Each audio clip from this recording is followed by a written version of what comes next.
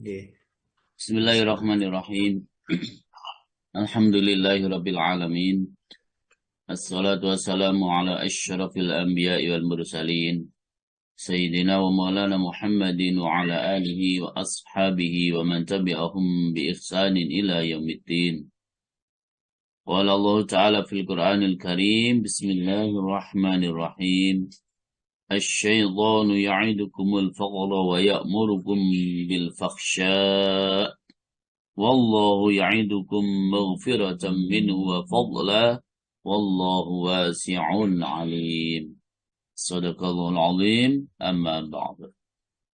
Al-Mukarram Ustaz Dr. Andes Haji Soekarti yang saya muliakan, para Ustadz, Ustadzah, para sesepuh, bini sepuh, tokoh agama, tokoh masyarakat yang hadir dalam kajian pagi hari ini yang saya muliakan, Bapak Ibu, para pengurus kajian online Asy-Syifa yang saya muliakan, dan seluruh jamaah setia kajian online Asy-Syifa di mana saja Bapak Ibu berada yang saya muliakan. Mari kita mengawali dengan bersyukur kehadirat Allah Subhanahu wa Ta'ala, dan semoga salawat salam tetap tersampaikan kepada junjungan kita Rasulullah Muhammad sallallahu alaihi wasallam. Bapak Ibu rahimakumullah, kita lanjutkan penjelasan tentang obat rakus dan tamak serta obat untuk mengusahakan agar kita memiliki sifat qanaah, menerima dengan ikhlas atas pemberian Allah Subhanahu wa Ta'ala setelah kita berusaha. Setelah kita berusaha menerima apapun pemberian Allah Subhanahu wa Ta'ala. Jadi para jamaah, obat itu tersusun dari 3 dasar, yaitu sabar, ilmu, dan amal. Yang berangkat dari 3 dasar tadi, sabar, ilmu, dan amal, maka terrefleksi atau terrealisasi menjadi 5 obat yang akan dapat mengobati perasaan atau jiwa rakus tomak, bahkan yang akan dapat menghantarkan kita untuk menjadi orang-orang yang qanaah. Orang-orang yang qanaah. Nah, kumpulan dari 3 hal tadi, sabar, ilmu, dan amal itu, sekali lagi, maka akan ada 5 obat yang bisa kita perhatikan, kita praktekkan dalam kehidupan sehari-hari, sehingga kita akan terobati dari sifat tomak, rakus, bahkan mengobati agar kita selalu menjadi orang yang qanaah. 5 hal tersebut kemarin sudah kita sampaikan 2, dan hari ini akan kita sampaikan nomor 3, 4, dan yang terakhir yaitu nomor 3. Sedikit untuk refleksi bahwa yang pertama soal pekerjaan. Soal pekerjaan dalam rangka mencari penghidupan ini para jamaah, kita harus selalu berlaku lemah lembut. Dalam saat kita bekerja, juga pada saat kita membelanjakan hasil pekerjaan kita. Itu harus selalu dalam kondisi lemah lembut. Karena barang siapa yang menghendaki memiliki sifat qanaah itu para jamaah, memang harus selalu bersikap yang lemah lembut. Dan sikap lemah lembut itu sebagaimana hadis riwayat Imam Bukhari dan Imam Muslim, itu adalah sikap yang paling bagus. Innallaha yuhibbur rifqa fil amri kulli. Sesungguhnya Allah menyukai lemah lembut dalam segala urusan. Dalam bekerja, dalam membelanjakan harta benda kita, dalam bersikap, dalam bertutur kata. Semua Allah menyukai dalam posisi dan kondisi yang lemah lembut. Innallaha yuhibbur rifqa fil amri kulli. Sesungguhnya Allah menyukai lemah lembut dalam segala urusan. Dalam segala urusan. Jadi kalau Rasulullah pada tahun 8 Hijriah itu terjadi Fathu Makkah, lalu beliau tidak berlaku lemah lembut kepada orang-orang kafir Quraisy, ya tentu mereka akan habis, ya dihabisi oleh umat Islam untuk membalas dendam apa yang mereka pernah lakukan terhadap Rasulullah, bahkan umat Islam saat itu. Sehingga pesta pora saat itu yang menyebabkan kemudian para sahabat-sahabat Rasulullah dan umat Islam pada umumnya saat itu dengan begitu lantangnya mengatakan hada yaumul malhamah. Hari ini adalah hari pembalasan kita kepada mereka. Tapi suara lantang mereka langsung disauti oleh suara lantang Rasulullah Sallallahu Alaihi Wasallam. La, kata beliau, hadal yaumul marhamah. Tidak, hari ini adalah hari yang penuh kasih sayang, bukan hari pembalasan, bukan hari untuk membalas dendam. Dengan sifat yang lemah lembut itulah yang menjadi sebab Allah menurunkan hidayah kepada mereka. Akhirnya mereka berbondong-bondong masuk agama Islam. Ya, sebagaimana yang Allah jelaskan di dalam surat An-Nasr. Ya. Idza jaa nasrullahi wal fath wa ra'aitan nasa yadkhuluna fi dinillahi afwaja fasabbih bihamdi rabbika wastaghfir innahu kana tawwaba. Itu para jamaah. Nah, jamarahullah. Yang kedua, obat rakus, obat tomak. Ya, untuk refleksi saja. Apabila dalam suatu keadaan ia mudah memperoleh apa yang mencukupinya, maka tidak seyogyanya ia berada dalam kegoncangan karena masa yang akan datang. Jadi kalau kita sudah bekerja dan kemudian mudah kita mendapatkan rizki Allah, justru harusnya menyebabkan kita menjadi tenang. Jangan semakin goncang hati kita karena berangan-angan yang panjang, berpikir yang panjang untuk mempersiapkan masa depan yang akan datang. Jadi masa depan yang akan datang itu semuanya sudah ditanggung oleh Allah Subhanahu wa Ta'ala. Justru saat kita mudah mencari rizki Allah itu, harusnya para jamaah menjadikan kita semakin tenang hati kita. Jangan semakin goncang, karena setelah mendapatkan ini harus dapat ini lagi, harus dapat ini lagi, harus dapat ini, dan seterusnya. Sebagaimana kemarin sudah saya sampaikan, bahwa ketakutan kita jatuh pada pola hidup yang miskin, pola hidup yang fakir. Ketakutan kita saat kita mengeluarkan sebagian daripada harta kita untuk sedekah, infak, jariyah, hibah, zakat, dan lain sebagainya. Lalu kita takut jatuh miskin, jamaah. Sekali lagi, itu semua adalah perbuatan setan. Ya, itu semua adalah bujukan dan rayuan setan. Allah Subhanahu wa Ta'ala telah memberitahukan kepada kita sekalian di dalam Al-Baqarah ayat 268. Bismillahirrahmanirrahim. Asy-syaitanu ya'idukumul faqra wa ya'murukum bil fahsya. Wallahu ya'idukum maghfiratan minhu wa fadla. Wallahu wasi'un alim. dulu, Indri. Inggih Ustaz, siap. A'udzubillahi minasyaitonirrajim. Setan menjanjikan menakut-nakuti kemiskinan kepadamu dan menyuruh kamu berbuat keji atau kikir. Sedangkan Allah menjanjikan ampunan dan karunia-Nya kepadamu. Dan Allah Maha Luas, Maha Mengetahui. Bapak Ibu para jamaah, begitu jelas ayat ini.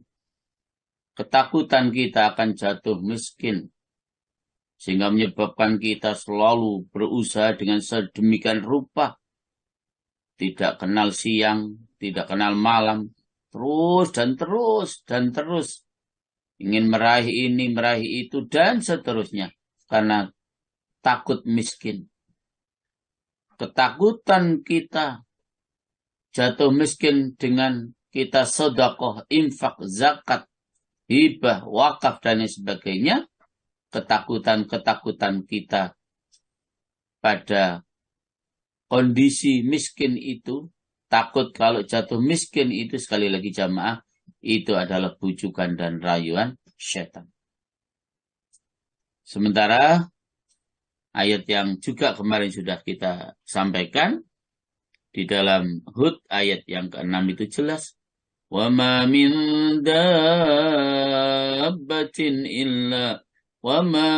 دَابَّةٍ فِي الْأَرْضِ إِلَّا عَلَى اللَّهِ رِزْقُهَا. Jelasnya, tidak ada suatu binatang melata pun di bumi, melainkan Allah lah yang memberi rizkinya. Binatang melata pun di bumi, apa istilahnya, bahasa Jawanya, dipanci rizkinya oleh Allah. Dicukupi rizkinya oleh Allah Subhanahu wa ta'ala. Apalagi kita yang diberikan akal, yang diberikan ilmu. Justru jaminan rizki yang Allah berikan kepada kita sebagai hamba yang memiliki kelebihan dibandingkan hamba-hamba Allah yang lain, justru lebih pasti jamaah.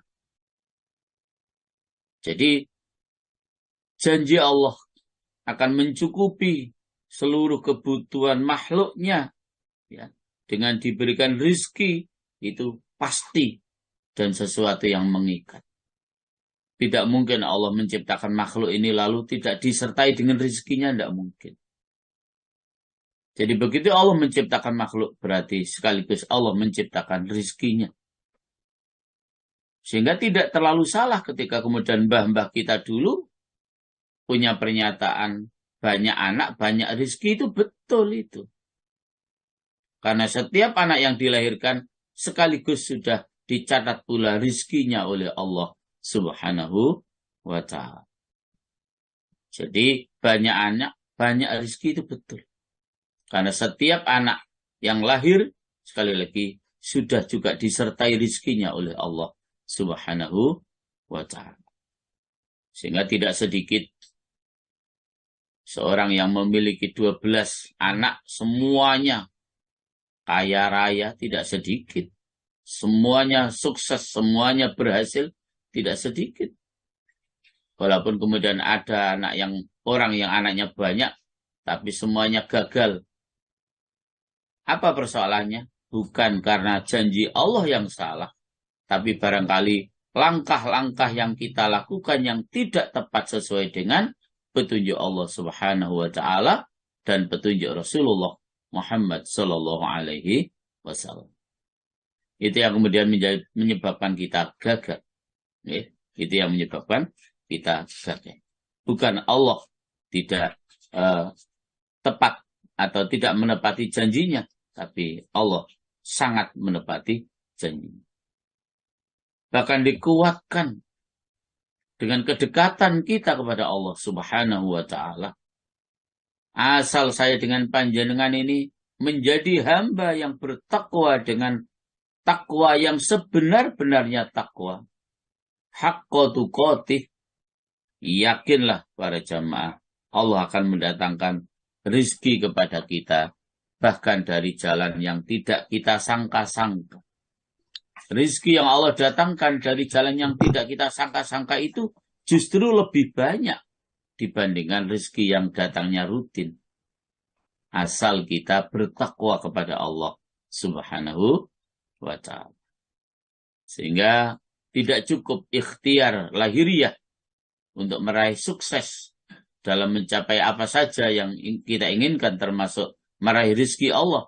Tapi kita wajib juga ikhtiar secara batiniah, melakukan pendekatan kepada Allah Subhanahu wa ta'ala, yang dalam bahasa mudahnya, asal kita bertakwa kepada Allah, pasti sukses.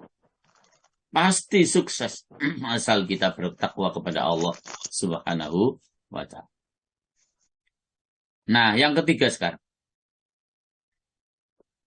Ia mengetahui bahwa di dalam sifat qanaah itu ada sebuah kemuliaan. Karena apa? Kok qanaah itu ada sebuah kemuliaan? Karena orang yang qanaah itu nuwun sewu bahasanya, sama sekali tidak pernah mengharapkan pemberian orang lain. Sama sekali tidak pernah mengharapkan pemberian orang lain. Ya. Disitulah menjaga iffah, kemuliaan diri. Dengan qanaah itu. Ya. Menjaga kemuliaan diri kita. Sementara di dalam tamak dan rakus itu ada kehinaan. Di mana nilai kehinaan di dalam tamak dan rakus? Ya karena akhirnya menghalalkan segala cara. Yang penting saya kaya, yang penting saya jaya. Karena rakus itu menghalalkan segala cara. Disitulah ada nilai kehinaan. Maka Bapak Ibu para jamaah rahimakumullah, agar kita terhindar dari sifat kehinaan, maka mari kita jaga diri kita dari sifat rakus tersebut. Mari kita jaga diri kita dari sifat tamak tersebut. Karena sepedih apapun, sepayah apapun yang usaha yang kita lakukan, ketika Allah memang hanya menjanjikan rezeki kepada kita itu hanya segini, maka tidak mungkin bisa lebih dari apa yang telah ditetapkan oleh Allah Subhanahu wa ta'ala. Sehingga sampai pun kita berpayah-payah, ya, dengan kepayahan yang luar biasa, ingat ada batasan yang Allah tetapkan tentang rizki masing-masing hambanya ini. Rizki untuk masing-masing kita ini sudah ditetapkan oleh Allah. Sehingga sekali lagi, sampai kepayahan apapun yang kita lakukan, tetap saja tidak akan memperoleh dari apa yang lebih dari apa yang telah ditetapkan oleh Allah Subhanahu wa ta'ala. Bapak Ibu rahimahullah, memang bagi orang yang qanaah juga ada kepedihan. Kepedihan dalam hal apa? Kepedihan dalam hal menahan sabar tadi. Ya, kepedihan dalam kesabaran itu. Tetapi ingat, kepedihan dalam menahan kesabaran, ya, itu adalah ada nilai pahala. Itu adalah ada nilai pahala yang luar biasa yang kita butuhkan nanti saat kita kembali kepada Allah Subhanahu wa ta'ala. Kepedihan kesabaran. Di situ ada nilai pahala di sisi Allah Subhanahu wa ta'ala. Nah, Bapak Ibu rahimakumullah, kesedihan dan kepedihan itu akan dapat dihilangkan dengan kemuliaan diri dan kemampuan untuk mengikuti jalan yang benar. Jadi kepedihan dan kesedihan karena sabar menjadi orang yang qanaah itu akan dapat hilang karena kita mendapatkan kemuliaan dan bahkan kita mampu untuk selalu berada dalam jalan yang benar, jalan yang diridhoi oleh Allah Subhanahu wa ta'ala. Makanya para jamaah, Sudah sering saya sampaikan 5 prinsip hidup, ya, dan prinsip yang ada puncaknya adalah prinsip yang kelima. Apa prinsip yang kelima itu? Tujuan hidup. Apa tujuan hidup itu? Hanya satu, jamaah. Libtigha'i mardhatillah.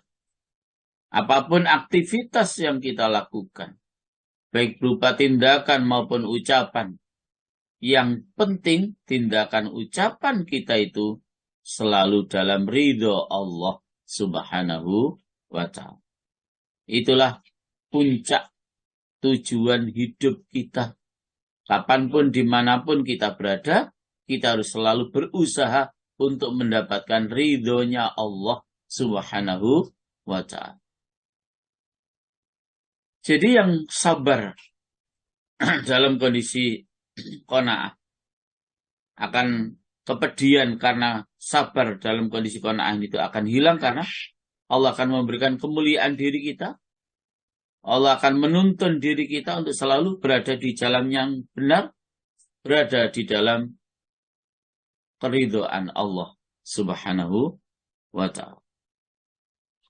Nah, Bapak Ibu rahmukumullah, karena itu pula sesungguhnya orang yang banyak tamak dan banyak rakus, ya, niscaya ia banyak kebutuhannya kepada manusia, maka tidak mungkin dapat mengajak kepada kebenaran, dan perbuatan membujuk selalu mengharuskan padanya, dan yang demikian akan membinasakan agamanya. Barang siapa yang tidak mengutamakan diri meninggalkan nafsu syahwat perut, maka ia lemah nafsu syahwat perut, maka ia lemah akalnya dan kurang imannya. Rasulullah Shallallahu Alaihi Wasallam, beliau bersabda, "Izzul mu'min istifna'uhu 'anil nas." Okay. Kemuliaan orang mukmin adalah merasa cukupnya atau tidak membutuhkan dari manusia.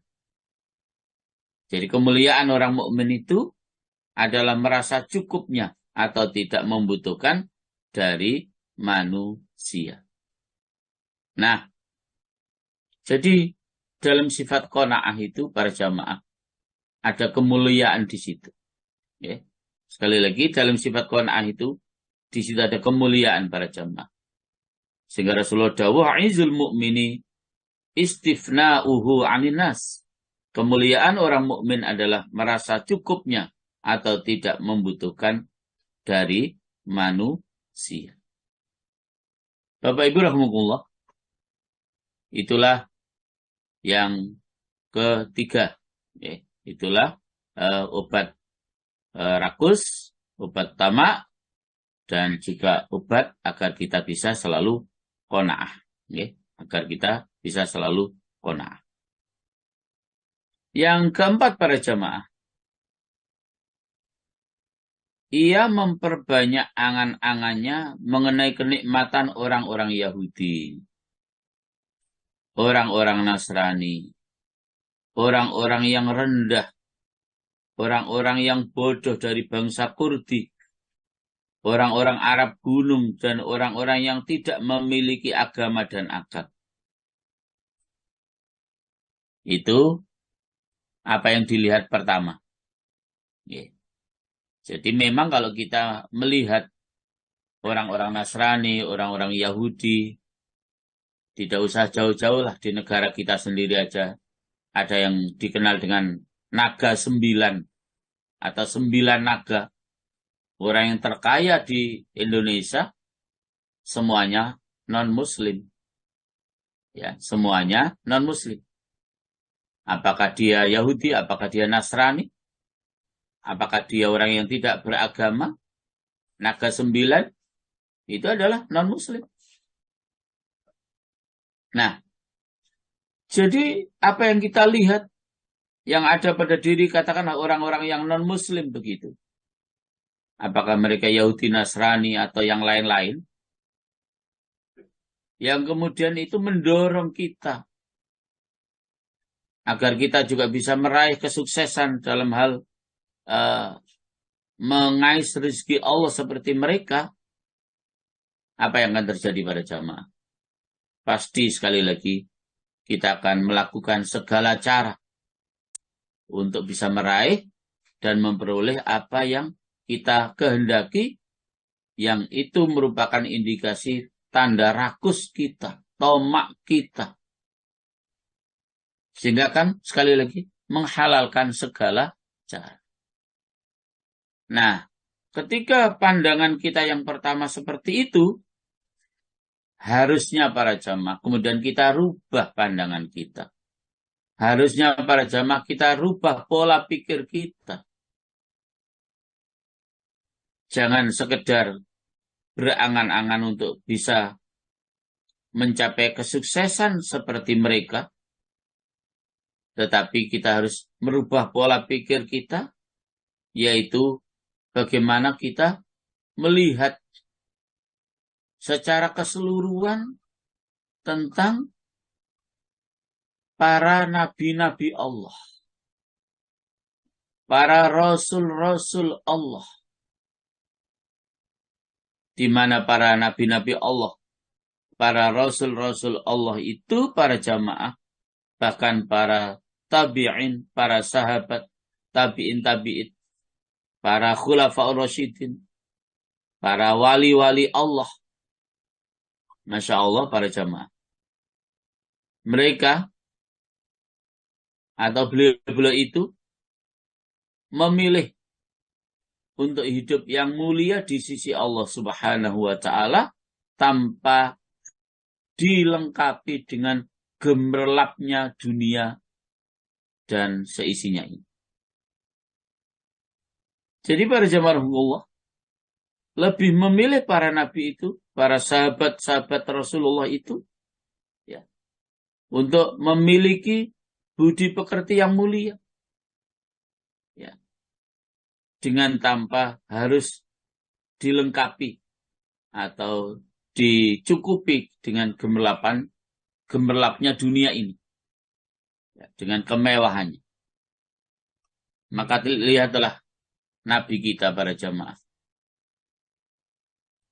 Beliau wafat tanpa meninggalkan sepeser pun harta warisan. Demikian para khulafa'ur rasyidin. Habis hartanya, semuanya ditasarufkan di jalan Allah. Tidak takut miskin, ya. Bahkan mereka tidak kikir, ya. Tidak sebagaimana apa yang menjadi kehendak daripada setan tadi itu. Memang setan itu selalu menakuti kita, ya, agar kita terhindar dari sifat miskin itu, dalam kondisi miskin itu, sehingga kemudian kita melakukan upaya-upaya yang kadang-kadang justru sekali lagi melanggar aturan-aturan di dalam syariat ini. Bapak Ibu rahmatullah. Jadi kalau kita dalam hidup ini yang menjadi tujuan kita adalah bersenang-senang dalam hal perut, maka istilahnya khimar itu lebih banyak makanannya daripada kita. Ya. Jadi kalau dalam hidup ini kita selalu menuruti kehendak perut, sekali lagi khimar itu lebih banyak makanannya daripada kita. Dan tidak pernah puas. Ya. Dan jika kita juga ingin bersenang-senang dalam bersetubuh, maka ngapunten para jamaah, babi itu lebih tinggi tingkatan setubuhnya daripada kita. Tapi toh mereka juga tidak pernah puas. Dan dalam kondisi yang selalu dalam kondisi yang rendah, dalam kondisi yang tidak baik, gitu. Nah, dan apabila kita berhias dalam pakaian dan kuda kendaraan, maka orang Yahudi itu lebih tinggi perhiasannya daripada kita. Dan apabila kita bersifat qanaah dengan yang sedikit dan merasa ridho dengan itu, niscaya tidak ada yang memperoleh bagian dalam tingkatannya itu kecuali para nabi dan para wali-wali Allah Subhanahu wa ta'ala. Artinya para jamaah, kalau kita ingin mendapatkan kemuliaan sebagaimana kemuliaan nabi, sebagaimana kemuliaan para wali-wali Allah, maka tinggalkan sifat rakus itu, tinggalkan sifat tamak itu, dan menuju kepada sifat qanaah. Karena kita ingin mendapatkan kemuliaan sebagaimana kemuliaan yang Allah Subhanahu wa ta'ala berikan kepada para nabi-nabinya, khususnya Rasulullah Muhammad sallallahu alaihi wasallam. Bapak Ibu rahmatullah. Jadi kita membandingkan, harus mampu untuk membandingkan bagaimana kemewahan orang-orang non-muslim. Lalu kemudian kita harus membaca sejarah bagaimana kehidupan Rasulullah dan para sahabatnya. Yang dengan kehidupan yang sederhana itu, dengan kehidupan yang qanaah itu, sekali lagi Allah memberikan kemuliaan kepada beliau. Allah memberikan kemuliaan kepada para sahabat-sahabat beliau. Dan kalau kita ingin mulia dalam hidup ini, maka kita pun harus mengikuti jejak langkah Rasulullah Muhammad sallallahu alaihi wasallam, jejak langkah daripada para sahabat-sahabat Rasulullah sallallahu alaihi wasallam. Ingat Bapak Ibu, kemuliaan itu bukan karena penilaian manusia. Mungkin kalau kita hidup dalam kehidupan yang sederhana, pas-pasan, bahkan mungkin menurut orang lain kita dalam kondisi rendah, motornya ya itu saja, mobilnya ya sudah yang mobil tua itu. Mungkin kalau manusia menilai kita hidup rendah, itu manusia jemaah. Ya, itu manusia jemaah. Tapi bagi Allah tidak seperti itu penilaiannya. Ketika kita dalam kondisi yang qanaah dan selalu mendekatkan diri kepada Allah Subhanahu wa ta'ala, ridho dengan pemberian Allah dan takdir Allah Subhanahu wa ta'ala, itulah yang menyebabkan kita mulia di sisi Allah Subhanahu wa ta'ala. Makanya kunci utamanya adalah kembali kepada nilai-nilai takwa kita kepada Allah Subhanahu wa ta'ala. Dan hanya karena ketakwaan kita kepada Allah Subhanahu wa ta'ala, itulah para jamaah yang menyebabkan kita sangat mulia di sisi Allah Subhanahu wa ta'ala. Inna akramakum indallahi atqakum. Sesungguhnya yang paling mulia di antara kalian di sisi Allah adalah kalian yang paling bertakwa kepada Allah Subhanahu wa ta'ala.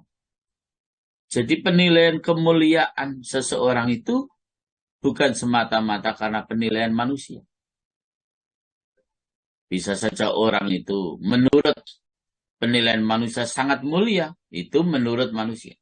Belum tentu mulia menurut Allah. Sekali lagi, belum tentu mulia menurut Allah. Ya. Jadi bukan karena semata-mata penilaian manusia, kemuliaan manusia itu. Bahkan kebesaran seseorang itu juga jangan karena diukur karena pangkat jabatannya yang tinggi, karena harta kekayaannya yang banyak. Jangan semata-mata normatif kehidupan itu ukurannya itu, jangan. Tapi normatif kehidupan itu ukurannya sejauh mana orang itu ketaatannya terhadap Allah. Sejauh mana ketaatannya orang itu kepada Rasulullah, itulah orang-orang yang hebat. Itulah orang-orang yang besar. Itulah orang-orang yang mulia di sisi Allah Subhanahu wa ta'ala.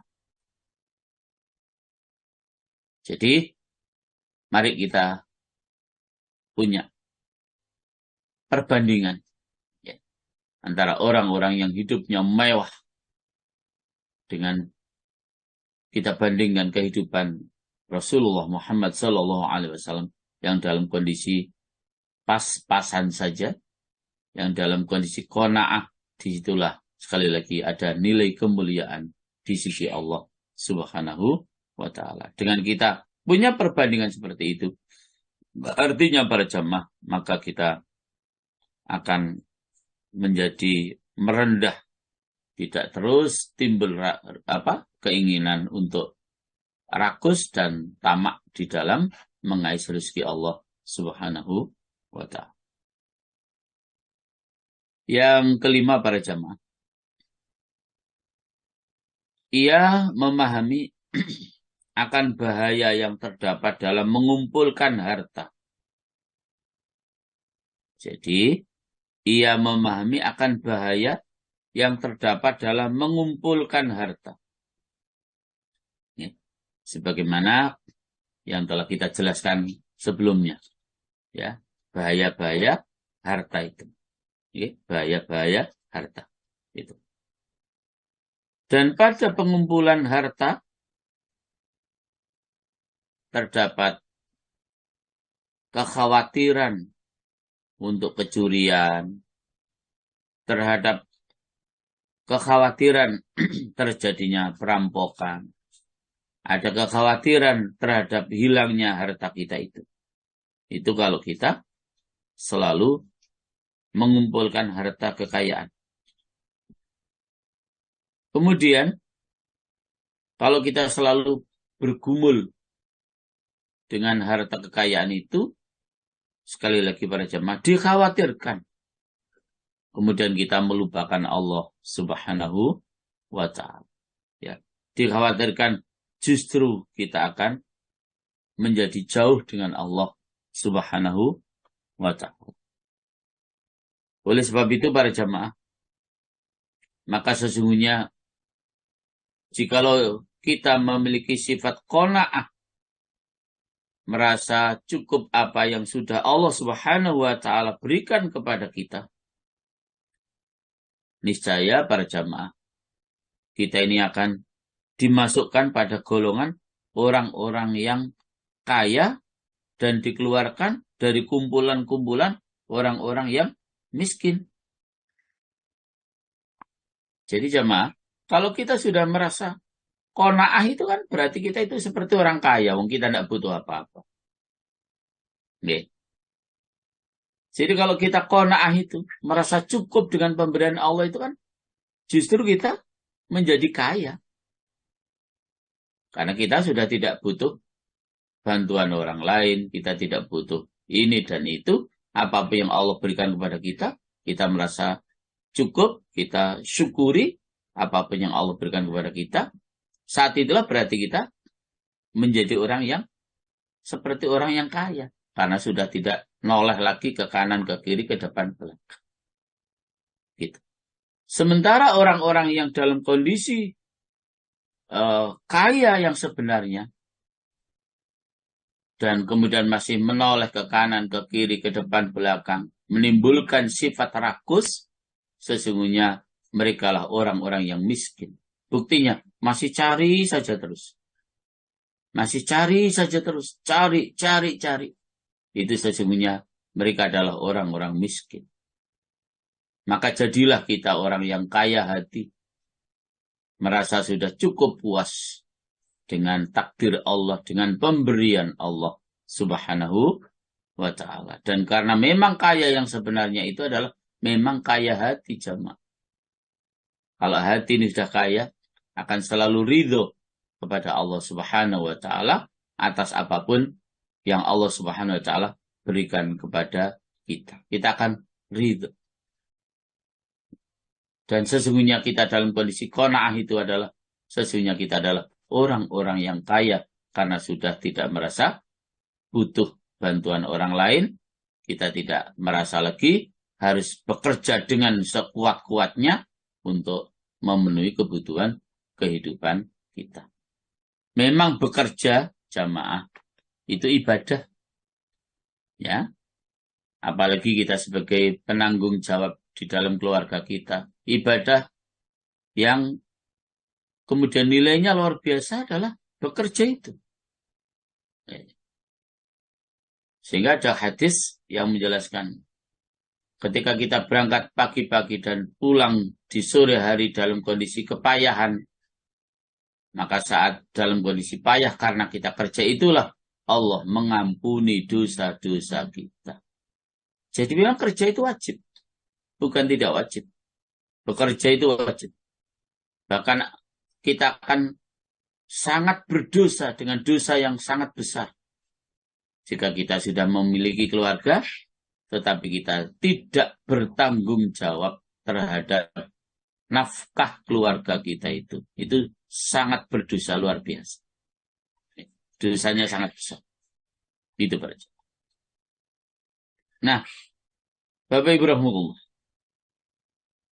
Jadi karena itu, mari kita menjadi orang-orang yang kaya hati dan kita hindarkan orang-orang yang miskin, yang artinya selalu masih kurang. Itu kan hakikatnya sekali miskin. Karena dengan kita menjadi orang yang miskin, yang sesungguhnya tetapi itu hakikatnya kaya karena tidak membutuhkan orang lain.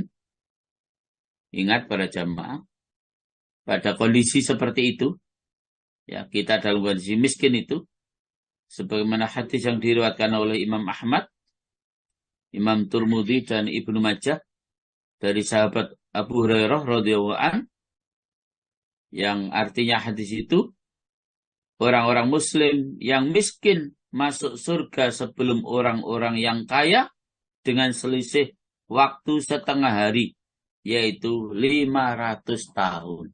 Masya Allah. Jadi orang yang qanaah itu jamaah, masuk surganya lebih dulu. Ya. Beda setengah hari dibandingkan dengan orang-orang yang kaya. Setengah harinya di akhirat itu jamaah 500 tahun. Karena sehari itu 1000 tahun di akhirat. Masya Allah.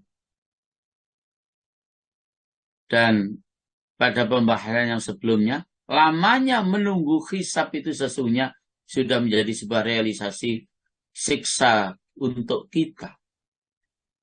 Dalam kondisi yang penat, panas, dalam kondisi yang sangat ribet luar biasa, kita menunggu untuk dihisab oleh Allah. Lamanya menunggu hisab itu juga sebuah siksa. Makanya doa Rasulullah kemarin sudah kita sampaikan, walaupun tidak banyak yang berani berdoa seperti itu. Allahumma ahyini miskinan. Jadi Allahumma ahyini miskinan. Ya Allah, hidupkan saya dalam kondisi miskin. Wa amitsni miskinan. Dan matikan kami juga dalam keadaan miskin. Waqsyurni fi zumratil masakin. Dan kumpulkan saya nanti, ya Allah, di akhirat beserta golongan orang-orang yang miskin. Yang orang-orang miskin itu masuk surganya lebih dulu 500 tahun sebelum orang-orang yang kaya. Tapi di sana setengah hari. Itu di sini 500 tahun. Masya Allah. Jadi para jamaah, rahmukumullah. Maka sekali lagi para jemaah, sebuah kemuliaan jika saya dengan panjenengan betul-betul menjadi orang yang qanaah, menerima dengan ikhlas apa yang telah Allah Subhanahu wa taala berikan kepada kita. Yang penting bagi kita tetap bisa dengan istiqomah beribadah kepada Allah Subhanahu wa taala dengan menjalankan ibadah-ibadah yang hukumnya wajib, dengan menjalankan ibadah-ibadah yang hukumnya sunnah, baik berupa ibadah secara mandiri seperti sholat, puasa, dan lain sebagainya, atau ibadah yang ada hubungannya dengan memberikan kebaikan kepada orang lain, mungkin dengan sedekah, infak, jariyah, hibah, wakaf, dan lain sebagainya, dan lain sebagainya. Jadi yang terpenting bagi kita, sekali lagi, tetap bisa istiqomah di dalam menjalankan ibadah kepada Allah Subhanahu wa ta'ala. Maka para jamaah, memang sebuah pilihan ya, bagi kita. Sebuah pilihan bagi kita dalam hidup ini, mau terus menjadi orang yang selalu ingin terus mengais rezeki Allah sebanyak-banyaknya, ya monggo. Yang penting dengan banyaknya harta yang Allah berikan kepada kita, justru akan mempercepat nanti di akhirat untuk memasuki surga Allah Subhanahu wa ta'ala. Tapi kalau justru dengan banyaknya harta itu akan memperlambat kita, bahkan menyebabkan kita masuk nerakanya Allah, naudzubillah, tsumma naudzubillah min dzalik. Maka mari kita jaga betul dari cara kita bekerja, ya, harus dengan cara yang baik. Cara kita mentasarufkan harta kekayaan kita juga harus dengan cara yang baik, ya, dan seterusnya dan seterusnya. Jadi tidak mengapa, silakan kita tetap mengais rezeki Allah. Yang penting rezeki yang Allah Subhanahu wa ta'ala berikan kepada kita itu, sekali lagi jamaah, akan mampu menghantarkan kita untuk menuju surganya Allah Subhanahu wa ta'ala. Tetapi kalau kita memang ridho dengan kondisi yang ada, yang Allah berikan kepada kita, dan kita menjadi orang yang qanaah, sekali lagi jamaah, memang masuk surganya 500 tahun lebih dulu orang-orang yang qanaah, orang-orang yang miskin, dibandingkan dengan orang-orang yang kaya raya. Bapak Ibu rahmatullah, Rasulullah Shallallahu Alaihi Wasallam telah bersabda, "Idza nadhara ahadukum ila man faddalahu Allah alaihi fil mal wal khalqi falyandur ila man asfala minhu mimman fuddila alaihi." Hadis riwayat Imam Bukhari dan Muslim dari sahabat Abu Hurairah. Apa kata Rasulullah? Salah satu daripada obat agar kita tidak selalu rakus dan tamak, apabila salah satu dari kamu melihat kepada orang yang dilebihkan oleh Allah dalam harta dan bentuk ciptaannya, ya wayu suwugih, nguanteng suwugih. Apabila kita melihat orang yang dilebihkan oleh Allah dalam harta dan bentuk ciptaannya, maka kata Rasulullah, hendaklah ia melihat kepada orang yang lebih rendah daripadanya, daripada orang yang dilebihkan atasnya. Jadi agar kita selalu bisa bersyukur kepada Allah Subhanahu wa ta'ala, maka lihatlah orang yang ada di bawah kita jemaah. Kalau lihat orang yang ada di atas kita, ya memang kita sulit untuk bersyukur kepada Allah. Tapi kalau kita kemudian melihat orang yang ada di bawah kita, alhamdulillah, saya masih dicukupi oleh Allah dengan diberikan ini itu tetangga saya dari dulu hanya begitu saja. Alhamdulillah, saya masih diberikan sehat oleh Allah. Itu tetangga kita sudah diuji oleh Allah sedemikian lama dalam kondisi sakit dan seterusnya. Jadi lihatlah orang yang ada di bawah kita, baik dalam hal harta benda maupun dalam hal penciptaan kita. Maka dengan cara itu para jamaah, kita akan menjadi orang yang qanaah, kita akan menjadi orang yang syukur selalu kepada Allah Subhanahu wa ta'ala, dan kita tidak akan selalu merasa tidak puas dengan pemberian Allah Subhanahu wa ta'ala. Bapak Ibu para jemaat Allah, maka dengan beberapa hal tersebut, kita akan mampu mengusahakan diri kita sebagai orang-orang yang memiliki kemuliaan di sisi Allah Subhanahu wa ta'ala. Dan dengan itu berarti kita betul-betul akan menjadi orang yang qanaah. Orang yang tidak panjang angan-angan, tetapi kita pendek angan-angan. Yang penting kita sudah bisa memenuhi kebutuhan kita secara pokok.